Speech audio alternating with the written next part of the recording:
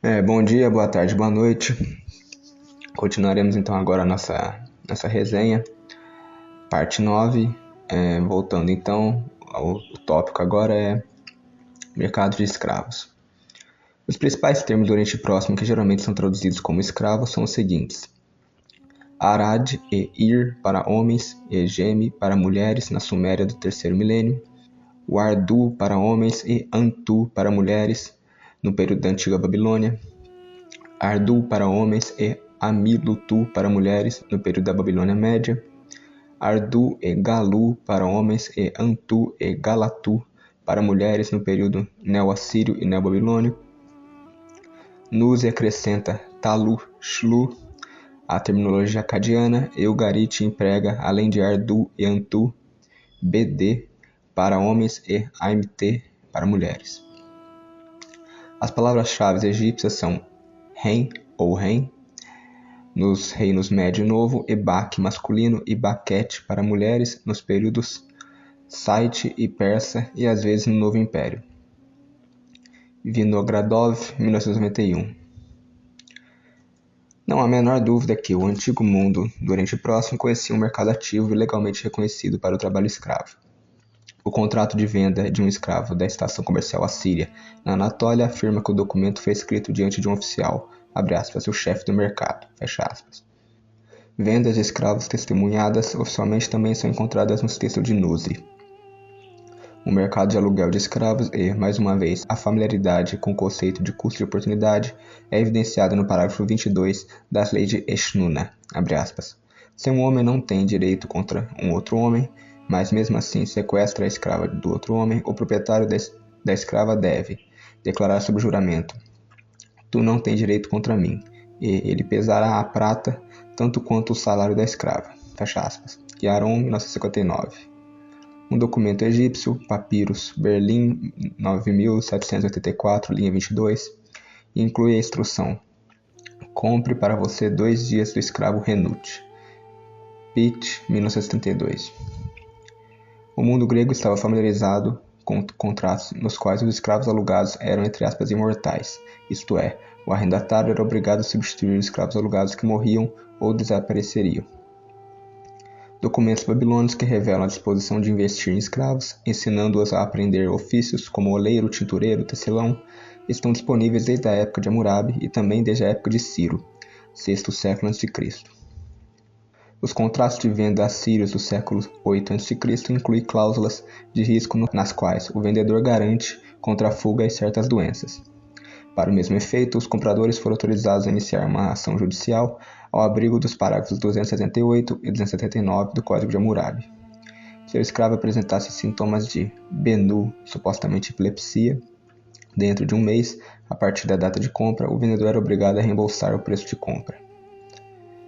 Parece provável que os compradores também tenham utilizado aluguéis experimentais como dispositivo de proteção. Talvez um aluguel experimental também esteja subjacente a uma cláusula de um contrato assírio de venda de escravos no primeiro milênio que exige que o pagamento seja amarrado ao pé de um deus.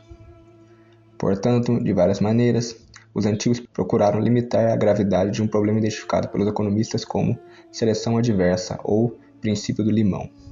Akerlof, 1970.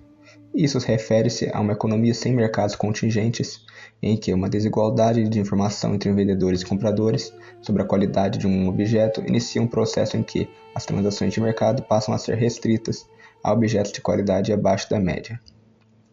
Os proprietários, sabendo que os seus escravos são de qualidade abaixo da média, estarão dispostos a vendê-los a um preço que reflita a qualidade média, enquanto pelo menos alguns proprietários de escravos acima da média decidirão retirá-los do mercado. Decorre desse raciocínio que a qualidade média dos escravos vendidos será inferior à de toda a população escrava. Contra isso, um indivíduo que procurasse comprar um escravo não precisava confiar exclusivamente na qualidade média estimada, na inspeção e nas garantias contratuais e legais. A reputação do vendedor também pode desempenhar um papel importante. A descoberta de um registro de centenas de nomes em Sipar e um texto de Kish, que foi denominado Certidão de Nascimento. Na verdade, uma antiga tabuleta babilônia de Larsa, envolvendo uma disputa sobre a propriedade de um escravo fugitivo, menciona, num contexto bastante obscuro, um certificado de integridade relativo a um servo do templo do deus Shamash. Revive 1989. A natureza bastante limitada da garantia, que protegia o comprador apenas contra fugas e doenças específicas, serviu para diminuir o efeito dissuasor do seguro de mercado sobre as medidas de autoproteção dos compradores de escravos. Mercado de trabalho livre.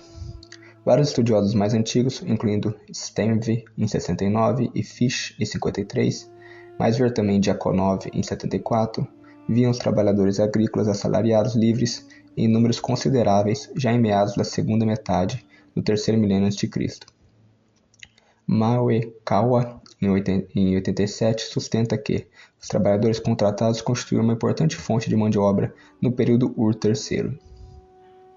Textos sumérios do final do terceiro milênio de Uma mostram Geme, que significa mulheres, recebendo grãos em conexão com agricultura, irrigação, construção e extração de azeite.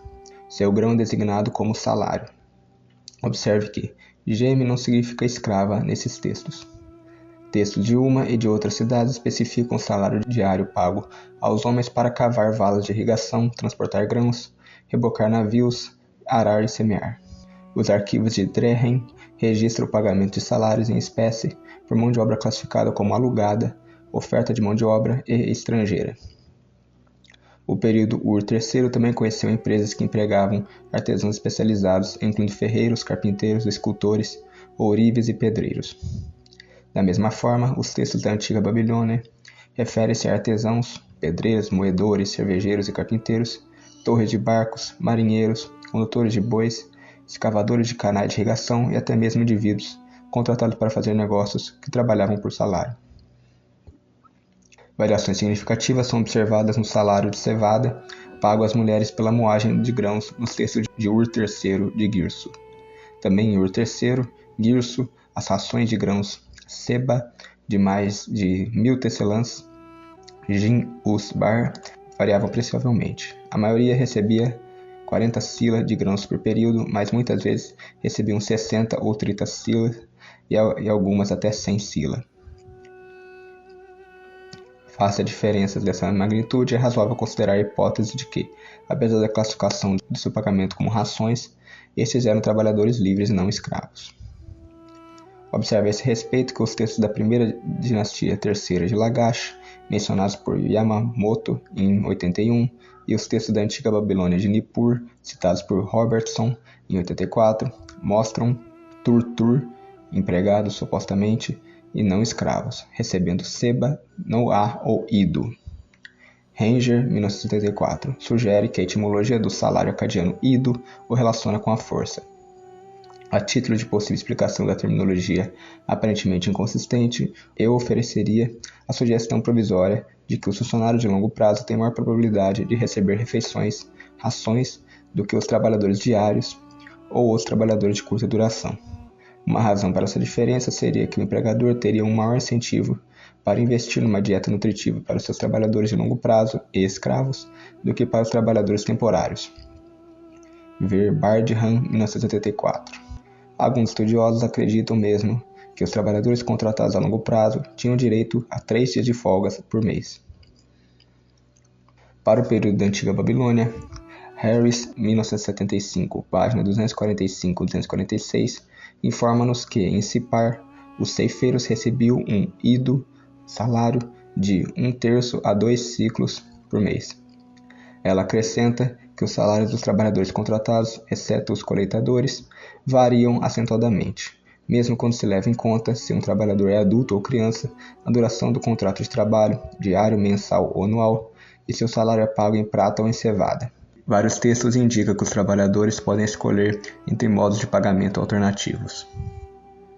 Há muita pouca evidência direta do papel da oferta e da procura na determinação dos níveis salariais. Alguma informação talvez esteja fornecida por um texto do século XIX a.C. que instruiu um empreiteiro a contratar 1.800 trabalhadores para realizar trabalhos de emergência no canal, pelos quais não deveria pagar mais do que 10 minas de prata.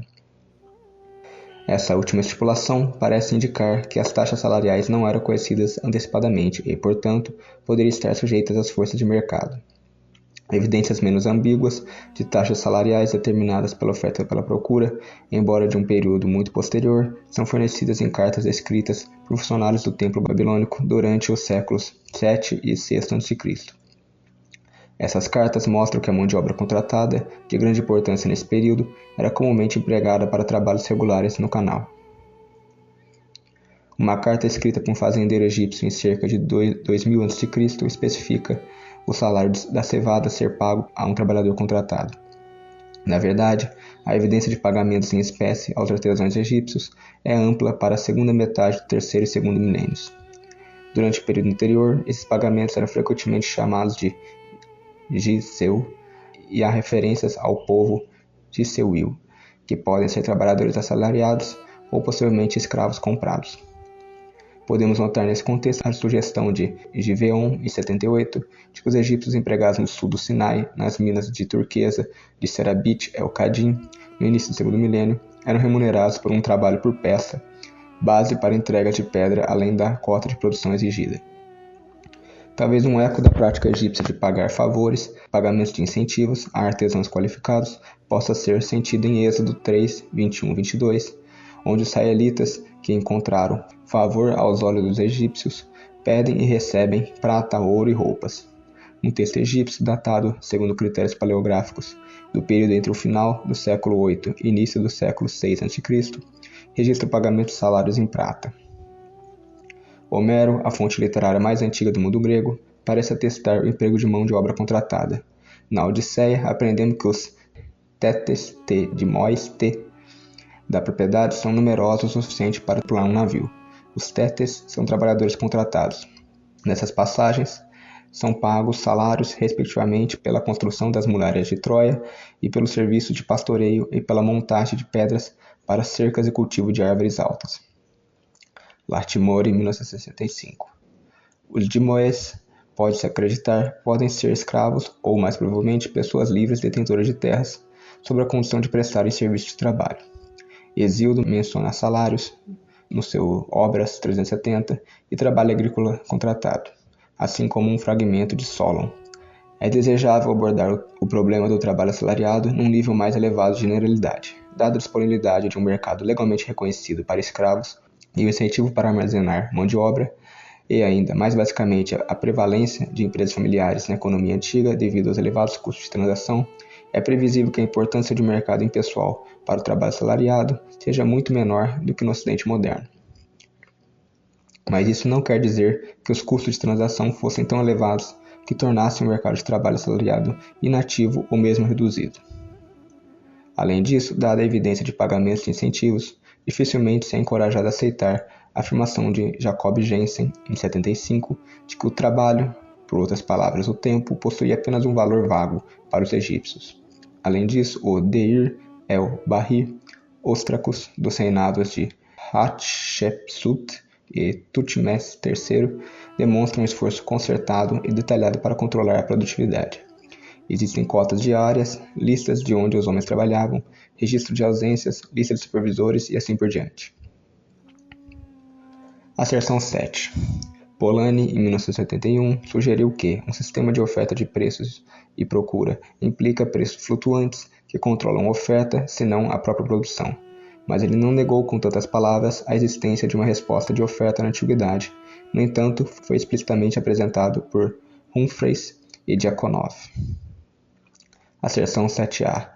A principal distinção entre a economia moderna, capitalista ou socialista, e das sociedades anteriores ou menos desenvolvidas é que os preços de câmbio nessas últimas, sejam fixos ou negociados, têm pouca ligação com as decisões de produção. Humphreys, 1978. Asserção 7b. A circulação de mercadorias existia no Antigo Oriente Próximo, mas a produção de mercadorias como tal não existia, isto é, não existia nenhum sistema que tivesse como objeto a criação de lucro através da produção de mercadorias especificamente para o mercado. Portanto, não ocorreu acumulação de capital. Diakonov, 1974. A resposta de fornecimento. As evidências apontam na direção oposta. Discutindo o comércio assírio do início do segundo milênio com a Capadócia, J. Lewy, em 58, observa que, abre aspas, se informados de que a demanda por essas mercadorias, vestuário e estanho, era particularmente grande, os comerciantes em Assur que os tinham à venda ajudavam seus clientes reunindo mercadorias, burros e motoristas com antecedência para que a próxima caravana pudesse partir imediatamente. Fecha aspas. Assim, um comerciante em Kanesh notificou seus fornecedores em Assur de que havia despachado uma caravana de prata e solicitou que comprassem estanho para ele imediatamente e o empilhassem na Dum, para que pudesse ser enviado de volta a Kanesh com o transportador. Venhoff, 1978. Um comerciante em Assur escreveu a outro em Kanesh o seguinte, abre aspas, quanto à prata que você me enviou, como o estanho está atrasado, não compramos nenhum estanho. Compraremos tecidos para a prata e eu os despacharei para você com a primeira oportunidade. Tesouro a cada 10 minas de estanho que chegar até você ali, não haverá estanho mais tarde. Venhoff, 1988. Como observa corretamente Venhoff, em 88, a falta ou escassez de estanho em Assur fez com que os comerciantes comprassem têxteis e percebessem o quão valiosos eram os estoques não vendidos na Anatólia. Referindo-se ao mesmo comércio, o comerciante Puzur, Assur, escreveu a Vagarton em Assur, informando-a com detalhes técnicos sobre o tipo de têxteis que deveria produzir para o mercado da Anatólia. Outra carta, provavelmente para um refinador, solicita a fabricação de cobre de boa qualidade para que os clientes do escritor o comprem. Com base na documentação disponível, Larsen, em 76, estima que Assur tenha enviado em burro para a Capadócia cerca de 80 toneladas de estanho ao longo de cerca de 50 anos. Instalações de fundição de cobre foram escavadas na península do Omã, provavelmente o Magã dos textos babilônios orientados para o comércio internacional do final do terceiro milênio. Observe, mais importante, durante o período de 1500 a 1100 a.C., a distribuição da Sicília para Israel e até mesmo para o norte da Babilônia de lingotes de cobre produzidos para exportação em um formato padrão, o couro de boi ou machado duplo, adequado para carregando e andando e, talvez, com peso padrão. Uma inscrição egípcia do século 13 a.C. descreve a Laxia, provavelmente o Chipre, como produtora de cobre em milhões, em massas infinitas, em centenas de milhares. Vantagem comparativa e exportações têxteis. Em meados do terceiro milênio, Ebla exportou tecidos para a Anatólia, Mesopotâmia e Síria e Israel, bem como para Biblos e outras cidades costeiras libanesas. Um texto eblaíta mostra a importação de 17 mil ovelhas de várias cidades. Petinato, 1981, página 202 a 216. No final do terceiro milênio, contudo, a Babilônia era o principal exportador de têxteis de lã. Várias cidades possuíam grandes oficinas que empregavam centenas de mulheres na fiação e na tecelagem. Por exemplo, um texto do final do terceiro milênio de Eshnuna lista 585 mulheres e 105 homens empregados na tecelagem. Duas cidades do sul, Ur e Girsu, tinham grandes indústrias têxteis e exportavam tecidos de lã de qualidade inferior para o Golfo Pérsico em troca de cobre. Nota-se de passagem que no início do segundo milênio, a região de Isim, no sul da Mesopotâmia, exportava produtos de couro para a Síria, o Irã e Timum. A especialização em têxteis pode ser entendida em termos da vantagem comparativa, isto é, a Babilônia tinha custos marginais de produção de têxteis relativamente baixos em termos dos vários bens que, em última análise, importava. Investimento em bens de capital. Já no início do sexto milênio, os residentes de Dabagivá, no norte da Mesopotâmia, investiram em instalações para aproveitar oportunidades comerciais, aparentemente em peles. As escavações desse povoado, resumidas por Lloyd em 78, revelaram, abre aspas, edifícios substanciais de um tipo já observada em Nyarim-Tep, nível 1, e claramente concebido para algum propósito diferente de habitação doméstica. Fileiras de compartimento retangulares, pequenos demais para serem habitados, foram agrupados em um plano em forma de grade, como se fossem para armazenar alguma mercadoria adequada ao comércio. A evidência de ossos de animais encontrados em profusão nas proximidades, dos quais o onagro e a gazela representavam 68% e 16% respectivamente, levaram os escavadores a considerar algum tipo de comércio de peles, possivelmente as de onagros. Essa teoria foi dramaticamente confirmada na última temporada de escavações, quando, nas paredes das moradias nos níveis mais profundos, foram encontradas pinturas murais rudimentares, representando claramente aivas em fuga, aparentemente em direção a uma linha de rede fixada no chão. Fecha aspas. Com base no projeto dos edifícios, os escavadores presumiram que eram empregados para secar as peles de onagro. O curtume, ou instalação de produção têxtil de Eshnunna, com seu elaborado sistema de água, foi mencionado anteriormente. Em Gisso, os escavadores encontraram uma instalação de produção de cerâmica com um mínimo de 14 fornos de oleiro. Noutras partes desse local, os escavadores descobriram não só um texto que atestava a exportação de peixe para outras cidades no sul da Mesopotâmia, mas também drenos, grandes tanques, esqueletos de peixe completos e empilhados e outras evidências que sugerem uma indústria de processamento de peixe, todos datados por volta de meados do terceiro milênio. Crawford, 1973, página 234 e 235. Os parágrafos 60 a 65 do Código de Hammurabi e documentos comerciais tratam da entrega de campos de grãos a jardineiros para convertê-los em pomares de tâmaras ou com os proprietários tendo seus tamareiros polinizados por estranhos. Dados fragmentários apresentados há muitos anos por Messner, em 1930, indicam que, no século XVIII a.C., o preço de venda de um pomar, expresso por unidade de terra, era o dobro do de um campo de cereais. A laboriosa construção de terraços agrícolas para vinhas nas colinas, atrás de Ugarit e em redor de Jerusalém, só pode ser compreendida em termos dos mercados lucrativos proporcionados pelos centros urbanos vizinhos. Heltzer, em 78, fornece dados que indicam que os preços dos terrenos em termos de prata eram mais elevados em Ugarit do que outros lugares antigos do Oriente Próximo. A construção de terraços agrícolas nos arredores de Ugarit e em Jerusalém é comparável à prática asteca de cultivos em chinampas, segmentos de terras construídos artificialmente em lagos, nas proximidades de grandes cidades, como Tenochtitlan. Racine, 1975, página 46 a 53. As oportunidades de mercados também podem ser vistas por trás de instalações industriais escavadas em Ugarit, Atieneu, o filisteu Tel-Migni, o israelita Tel-Beit Mirsim, Debir bíblico ou Kirbet Rabifiz e Gibeon. Instalações muito significativas de produção de azeite foram escavadas em Ugarit.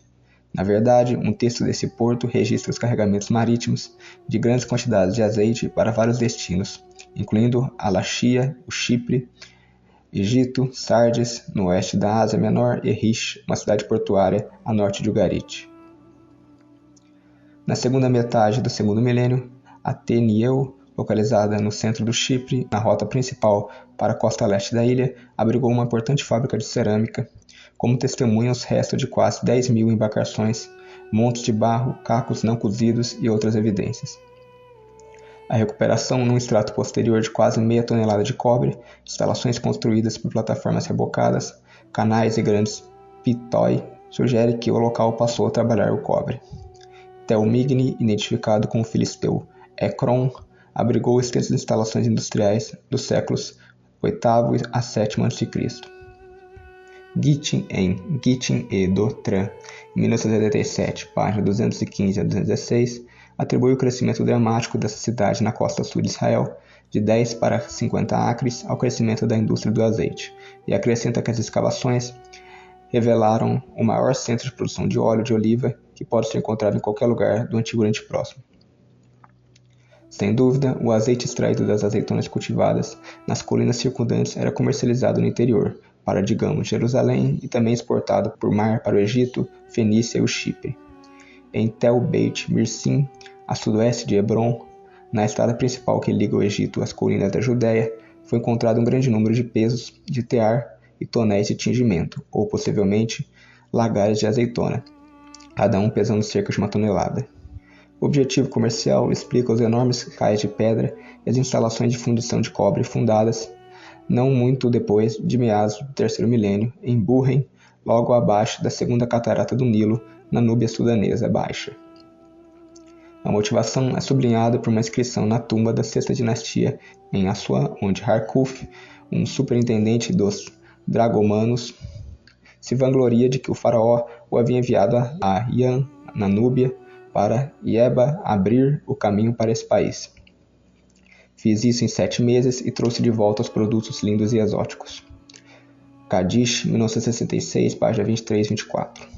Além disso, há poucos motivos para duvidar da sugestão de W. S. Smith em 1965, página 39 e 40, de que o estabelecimento em Kerma, perto da terceira catarata do Sudão, Alta Núbia ou Kush, ou mais tardar na primeira metade do segundo milênio, uma instalação para fabricar faiança, um vidro de cor azul escuro semelhante ao lápis lazuli, que servia aos interesses do comércio. As evidências de fabricação nesse local consistem em matérias-primas e peças imperfeitas descartadas. Acredita-se que o ouro e o incenso tenham sido as principais importações egípcias da Núbia.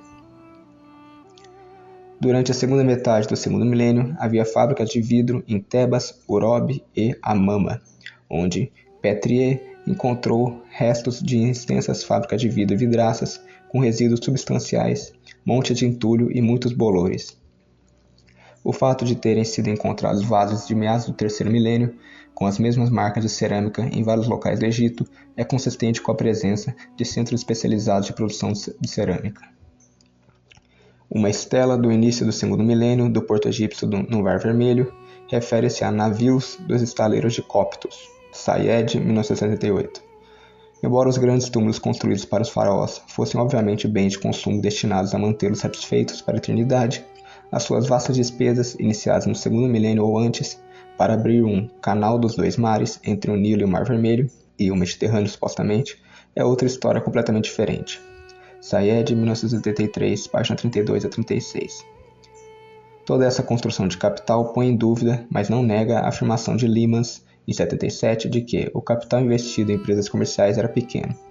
É claro que era pequeno em termos absolutos para os padrões contemporâneos, mas essa comparação é pouco relevante. Bom, então é isso. Acabamos então a nossa parte 9. Obrigado a todos que assistiram. Até mais.